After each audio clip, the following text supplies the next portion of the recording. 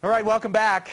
We always love to have folks who are on their way up and doing cool things right here in our humble little hamlet of Park City, Utah. And tonight is another one of those nights. We're going to talk what I think is one of the coolest alpine pursuits out there. That's not just off in the corner anymore by a long shot. That's telemark skiing.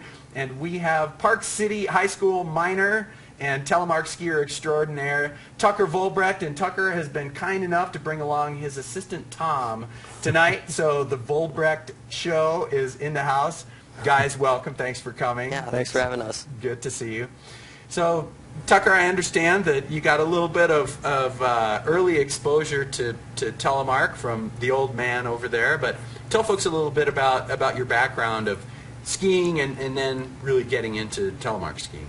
Well, I started skiing when I was 4, and then I grew up watching him telemark ski, so I've always wanted to try it. And then when I was 9, we bought some old skis and put some tele bindings on them, and I tried it out, and I've never gone back. Very cool. So was it pretty much of an instantaneous thing for you that you felt like this was either more fun or just that not so many people did it? What was it that was kind of the first thing that caught you? Just like the first day and the first few runs, just because it's like a challenge and you don't really see anyone my age doing it, and it was just a cool thing to do. Awesome. So do you have some buddies that you telemark with here, whether it be PCMR or other local resorts? No, out of all my friends, I'm the only one that does. Very cool. So, Dad, talk a little bit about your background with telemark and how you obviously have transferred this passion for a really cool part of the alpine world. Yeah, right. Yeah, what have I done? It's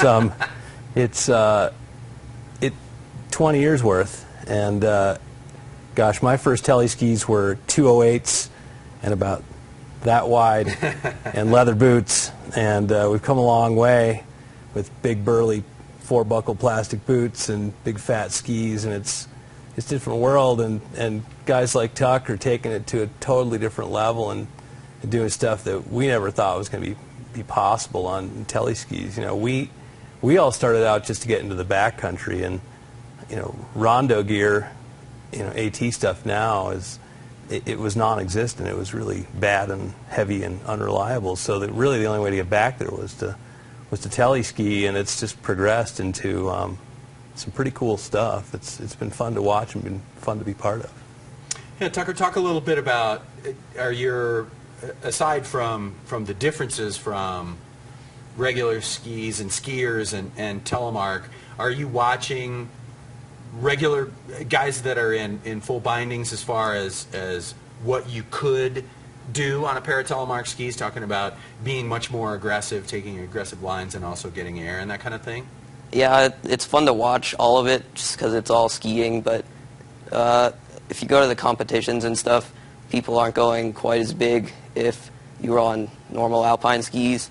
It's because of the balance and stuff, I think, but it's getting to their standards, I think, and it's just progressing more and more.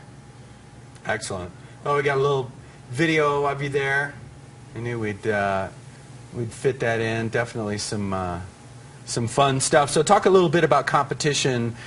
Are you focused on competition? Do you feel like that's something that is allowing you to kind of raise your profile, or what's your longer term thoughts about competing? Well, I think it gets my name out there more, and it's just fun to go out and compete alongside other tele skiers that enjoy all the same things. It's just fun to be with them. Sure. And I would imagine, having not attended a tele-ski competition myself, but I would imagine that there are some aspects of that as far as their, like you say, community. It's more about being together with other tele-skiers than I have to win or anything like that. Is that fair to say? Yeah, I mean, winning would be nice, but it's just fun to be there. That's cool. It was fun this year up in Targhee. The second day got blown out from a storm, and the only lift that was open was a blue run. So you had about 30 of the best tele skiers in the world lapping this blue run, just sending the craziest airs and just cranking tele turns down, stuff that ordinarily you'd never see them on. It was it was quite a party. Tom, talk a little bit about what it's like to have a protege here who's working on creating a career, and what it's like to be a parent responsible for getting around to events and staying on top of everything. Is that a challenge for you? It's fun, right? I mean, I've really kind of turned into his coach, and his agent, I guess, in a sense. But it's fun to see him progress. I think this past season he really eclipsed me in my abilities, and nothing like youth and flexible, young, strong bodies Sure. that can do things that we can't pull off. But he's really starting to do things that really are blowing my mind, and definitely surpassing me. There's definitely a lot to. It's like any competition or any athlete in terms of getting them out on the mountain and making sure they're progressing, and coordinating trips and making reservations and Sure. getting there and watching weather and making sure they're on the hill on time. But it's good fun for me. I've had my time. I was somewhat of a sailboat racer in my day. That was kind of my passion and the thing that I did, and now I'm having a good time helping Tuck go after his. Very good. I know I asked you this before we came on air, and I'm still kind of curious if you have a real vision for kind of step by step how things progress from here. You mentioned kind of getting your name out there and competing some, but what are the next steps for you? I know there's some travel that you're looking to do here pretty soon. Tell folks about that.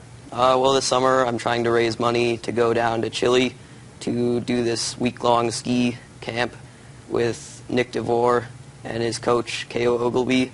And they're some of the best tele-skiers in the world, so it'd be a really good experience to go down there and do that. And I don't really know after that. Just looking for things to do over the summer. Right on. And tell folks where they can find out more about helping you out to finance your trip online. Have you got a website, or where's the right place to go? Yeah, go to Indiegogo.com/Portillo Telemark. Portillo Telemark on Indiegogo.com. Excellent. Well, guys, keep on keeping on. Nice work. I hope that things work out for you. We'll certainly keep folks' minds on it here. So if we got there's some mad telemarkers out there who've got some extra bucks in their pocket. Help out a young guy realize his dreams, get down and ski in Chile this summer with some of the best in the world. Guys, we appreciate you coming on the show. Thanks for having us. Terry. Keep it up, and we'll see you soon, I'm sure.